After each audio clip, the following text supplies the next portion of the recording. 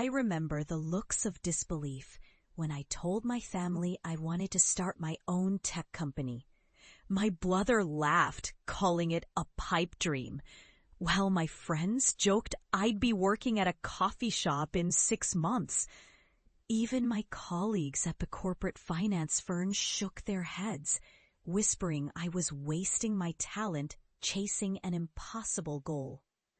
For a long time, their skepticism echoed inside me, fueling doubts I fought to suppress. But deep down, I knew I couldn't ignore the fire burning in my chest. I was driven by a vision, a platform that could revolutionize how small businesses access capital. It was a gamble, yes, but I believed in it with every fiber of my being. I quit my stable job, poured my savings into building the platform, and faced loneliness, rejection, and near bankruptcy.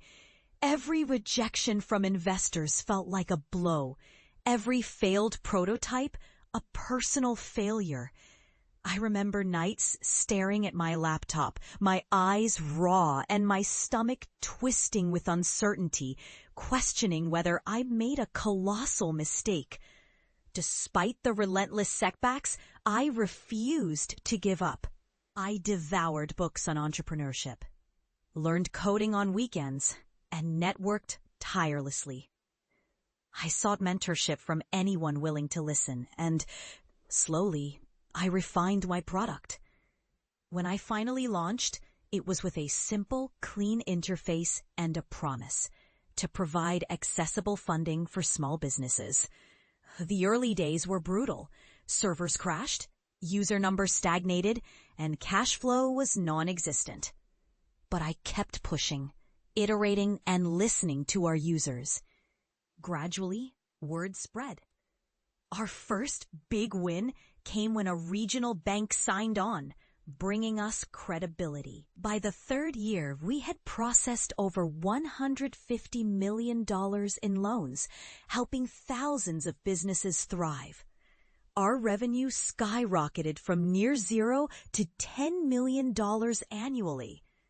We attracted venture capital, and in 2023, we achieved a valuation of $250 million.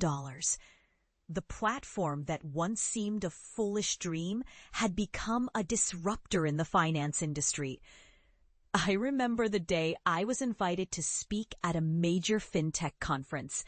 Standing on that stage, I looked out at a crowd of industry leaders and saw faces I once thought would never take me seriously. I shared our story, how a small, underestimated startup grew into a transformative force. When I returned home, I organized a gathering of everyone who doubted me, just to see their reactions. That evening, I faced my family and friends. I held a printout of our latest valuation report and said, "This is what perseverance looks like. This is what happens when you refuse to listen to doubt." Some looked stunned, others quietly nodded, and a few finally smiled, recognizing the journey I'd. Now, years later, I stand as CEO of a company that's reshaped access to capital for millions. My journey was forged in rejection, fueled by resilience, and crowned with success. The skeptics who once doubted me are now witnesses to my transformation, from the underdog underestimated at every turn to the leader who proved that ambition, backed by grit, can rewrite the impossible.